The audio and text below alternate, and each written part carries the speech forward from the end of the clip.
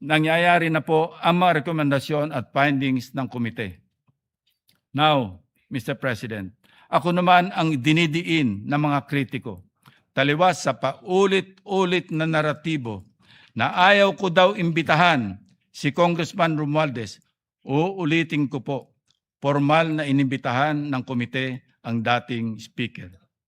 The committee extended invitations to Representative Romualdez and other members of the House of Representatives whose names were mentioned during the hearings through the office of the current speaker. In keeping with established interchamber courtesy, these invitations were declined, with the exception of Representatives Toby Chanco and Leandro Lebiste, who voluntarily appeared before the committee.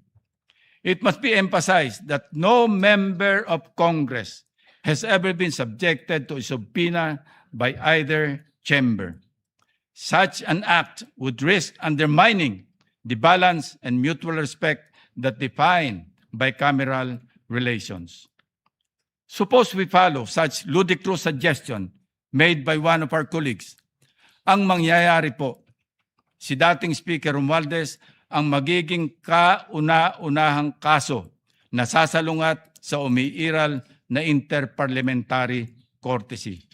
Ngayon, kung mayroon namang kapwa nating senador na iimbitahan o isusubpina sa pagdinig ng Kamara, halimbawa, may isyuhan ng imbitasyon o subpina ang ating kasama na si Senator Marcoleta ng House Committee on Justice if, hypothetically, mayroong investigasyon sa Kamara ukol sa kanyang di umano'y manumalyang Statement of Contributions and Expenditures or SOSE. Handa po ba ang liderato ng Senado at si Senator Marcoleta na baliwalain ang interparliamentary courtesy na umiiral mulat sa pool sa Kongreso? Maalala natin, noong 2024, inimbitahan ng Kamara si Senator Ronald Bato de la Rosa sa pagdinig ng war on drugs. Gayunpaman, hindi siya dumalo. Sa payo na rin ng dating Senate President Chis Escudero bilang pagpapahalaga sa inter-chamber courtesy. That is why I always emphasize, Mr. President, that this is not merely a matter of practice. It is grounded in principle. In his separate opinion, in Francisco versus House of Representatives, GR number 160261, November 10, 2003, Justice Dante Tinga explained, and I quote, "While interchamber courtesy is not a principle which has attained the level of a statutory command, it enjoys a high degree of obeisance among the members of the legislature, ensuring, as it does, the smooth flow of the legislative process," unquote. In light of this, the continued observance of interchamber courtesy is not optional, Mr. President. It is essential to preserving the independence, integrity, and proper functioning of each chamber. May mga individual rin na pilit na nagpapakalat ng maling impormasyon na di umano'y pinipigilan naming pagsalitain si former Congressman Saldico. Nais ko pong linawin, Mr. President, distinguished colleagues, na inimbitahan ng komite at inisyuhan pa nga ng show cause order at subpoena si Mr. Saldico. May nagmamagaling pa na dapat daw ay hayaan si Mr. Saldico na maglabas ng apostilled affidavit o lumahok sa pamamagitan ng Zoom meeting. Si Ginoong Saldico ay hindi nagpapadala ng anumang request sa komite para humiling na accommodation para sa isang virtual meeting mula sa loob ng Philippine Embassy. Sa katunayan, ako pa nga ang unang nagmungkahi na maaaring pag-aralan ang posibilidad na magtungo siya sa embahada upang doon magsasipay sa pamamagitan ng Zoom habang under oath. Subalit, ang ating kasamahan mula sa minorya na si Senator Ronald Bato de la Rosa ang mismong nagpaalaala at nagbabala laban sa hakbang na ito. This caution makes sense, Mr. President.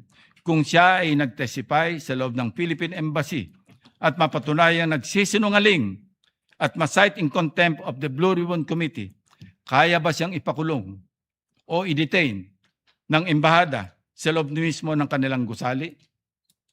Dahil dito, Mr. President, ang tanging paraan lamang upang tanggapin ng komite ang mga pahayag ni Saldico ay ang pagbabalik niya sa Pilipinas at personal na pagdalo sa pagdinig. Nais ko ring tugunan ang mga kritiko ng ilang gumagamit ng issue ng 67 contractors bilang dahilan upang hindi pirmahan ang ating partial committee report. Liwanagin ko lang po muli, hindi ko kailanman sinabing hawak ko ang listahan ng mga contractors na ito.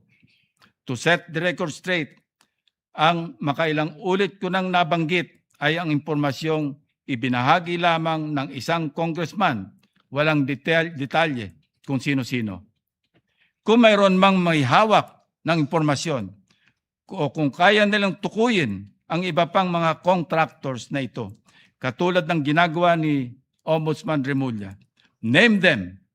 If you have the evidence, present it. If you know the perpetrators, expose them. The committee will provide the platform for you.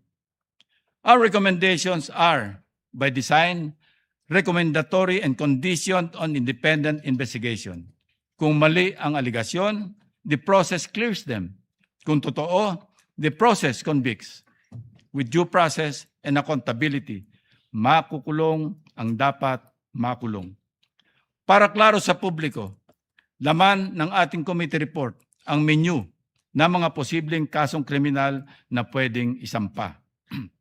Depende sa ebidensya, ang mga prosecutors ang pipili ng nararapat na sakdal batay sa kanilang sariling pagsusuri at pagkilala sa mga ebidensyang naipasa na at ipapasa pa ng komite. Gayun din sa iba pang mga patunay na kanilang makakalap sa proseso ng case build-up o kaso ng DOJ o fact-finding at preliminary investigation naman kung sa ombudsman. Una, malversation sa ilalim ng Article 217 ng Revised Penal Code. Ang accountable officer, ang pangunahing may sala o principal, ngunit ang mga kasabwat o co-conspirators, kabilang ang mga non-custodian public officers at pribadong individual, ay maaari ring managot para sa diversion of funds maging sa ghost at substandard flood control projects. 2. Direct bribery, bribe-giving or pagbibigay ng suhol at korupsyon sa ilalim ng Revised Penal Code Article 210.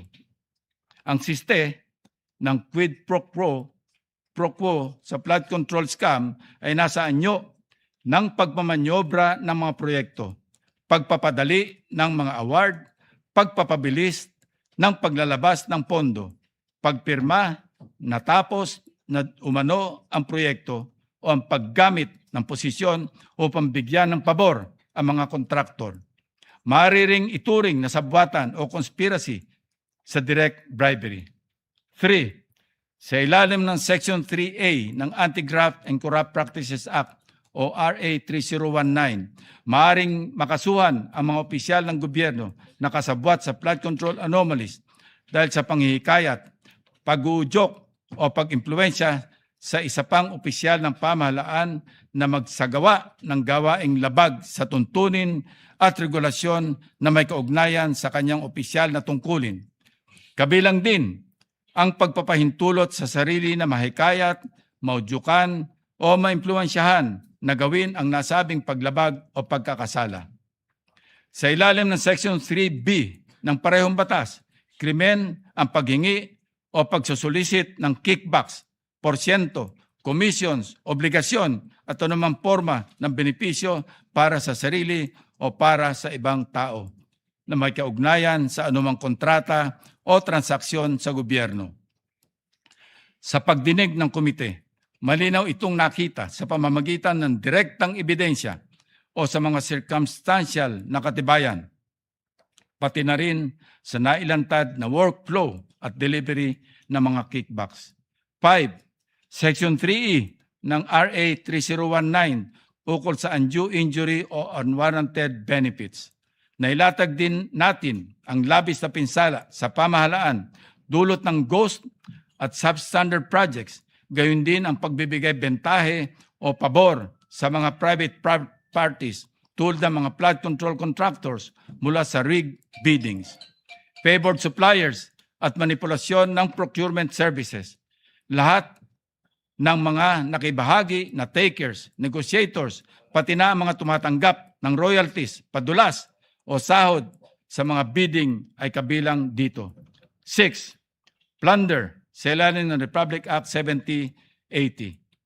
Gayong hindi tayo magbibigay hatol kung sapat na ba ang threshold para sa kaso. Tungkulin ng komite na ilantad ang paulit-ulit na sistema at ang malawakang saklaw ng katiwalayang ito na malinaw na hudyat ng pattern of predicate offenses sa ilalim ng RA 7080. Ang mga ebidensyang nakuha ay isusumite sa Anti-Money Laundering Council at verification upang mabusisi ng husto. 7. Money Laundering, RA 9160 at AMLAC Bank Inquiry, Freeze and Forfeiture. Batay sa nakalap na ebidensya, mariing nirekomenda ng komite ang referrals para sa AMLAC fact-finding, kabilang na ang Bank Deposit Freeze Order application sa Court of Appeals at ang pagsusuri sa mga bank account bisa ng utos ng Court of Appeals. 8. Falsification, false identities, procurement documents falsification, ang paggamit ng mga fake IDs at pineking dokumento ay tinuturing na mga evidentiary links at gagamitin ng ang mga ito para masuri ang pinagmulan ng proceeds ng krimen, gayon din ang paraan ng pagkuha nito at ang mga rutang ginamit sa money laundering. 9. Ang perjury, false sworn statements, certifications, sa ilalim ng Revised Penal Code, Article 183, naman ay para sa pagpapatunay ng material, probable falsehoods. 10. Bid rigging, collusion, RA 10667, Procurement Reform, RA 12009. Ang sabwatan sa bidding ay tinuturing na procurement fraud at pinsala sa malayang kompetisyon. Pinupinteriya ng Competition Act ang bid rigging dahil pinapalitan ito ang fair market competition at pinapaboran lamang sa mga kartel. 11. Ethics, conflict of interest sa ilalim ng RA 6713 at SALN at divestment. Ang conflict of interest ang nagsisilbing enabling layer ng katiwalian. Mahalagang masukol ang mga magkakasala sa ilalim ng batas na ito dahil ang isa sa mga dahilan ng pananatili at paglalim ng flood control scam. Mr. President, this report is a referral and reform package. Simple lang, imbestigahan ng legal, alamin kung ano nangyari, bawiin ang kaya pang bawiin at ayusin ang batas para hindi doble bayad ang Pilipino sa buwis at sa dilubyo ng baha.